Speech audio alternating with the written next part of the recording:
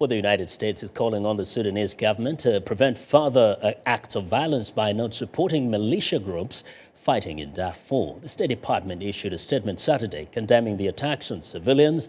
The spokesman says the Darfur militia, also known as the Rapid Support Force, burned homes outside of the southwestern city of Nyala on February 27th. The assault killed several citizens and forced thousands more to flee to displacement camps. The U.S. also condemned the Sudan government's campaign of aerial bombardments and called on Sudanese officials to allow UN peacekeepers to investigate the incidents.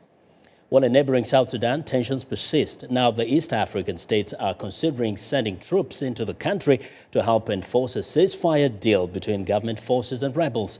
For more insight, we are joined by Gordon Buay, a former spokesman of the South Sudan Democratic Movement, which accepted an amnesty offer by President Salva Kiir.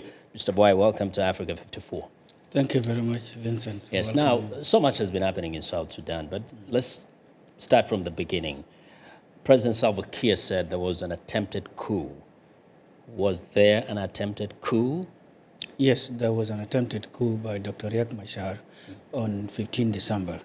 So Dr. Riek Machar, loyalists within the Republican Guard, started the fight around 10 p.m. on December 15. That was a really attempted coup. Yes, now we know that for all this time, there has been a lot of talk about the Riek Machar's group and Salva Kiir's group, and people see this as a Dinka-Nuer conflict. How can you explain this to us so we can appreciate who really are the players in this conflict? Well, I think what the media reported is half-truth. What is happening is that on the government side, you get all the tribes. The chief of staff of the army is the Nuer. The Sector 1 commander is a Nuer. The Sector 2 commander is a Nuer. 65% of the army before the conflict were Nuer. After the conflict, only around 10% defected to the rebels. But when you look at the rebel side, Riek Machar is relying on the Nuer White Army and some of the SPLA who defected to him. Most of them are Nuer. There is no anyone from other ethnic groups with him. So then we could say that Riek Machar is using the Nuer to fight the machinery of the state, which is the state composed of 64 tribes. On the side of the government, all of them are from different tribes. But on the side of Riek Machar, is only Nuer fighting the government. How can you explain to us South Sudan Liberation Movement? Your movement decided to join the government after accepting the amnesty. And the peace. What is the composition of the SSM? The South Sudan Liberation Army, yes.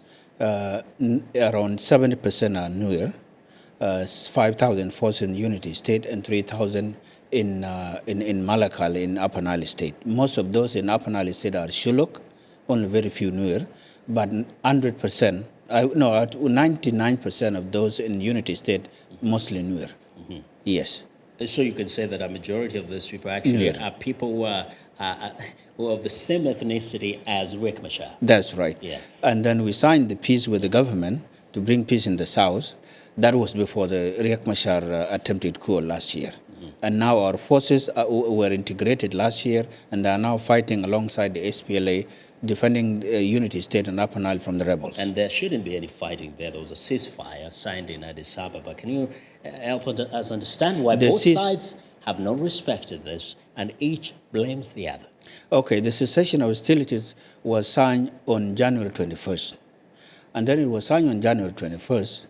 And then there were some skirmishes which happened between the groups, between the rebels, because the problem is that the rebels, most of them are White Army, who do not know anything about the ceasefire.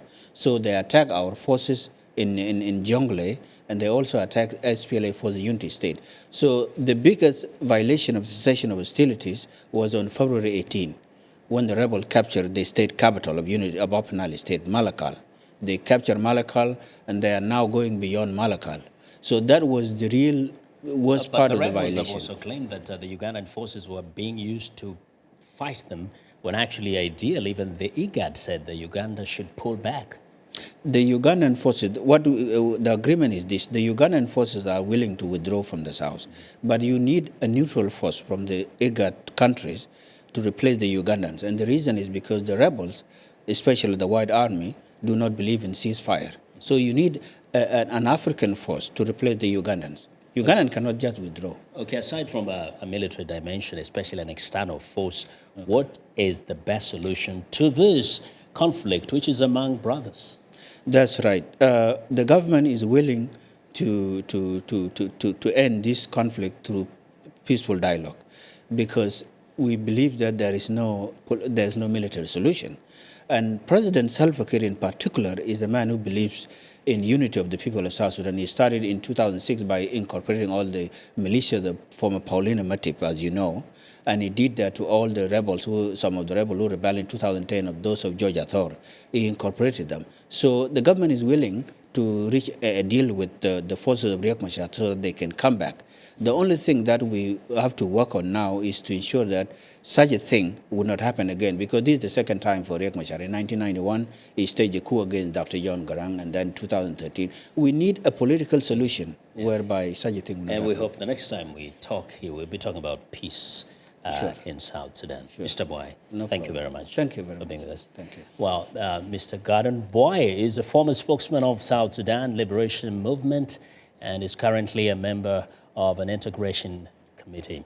Well, we want to know now what you think about Africa 54 and the stories we covered during the conversation on Facebook. The address is Africa 54. Check out our headlines 24/7 on voaafrica.com.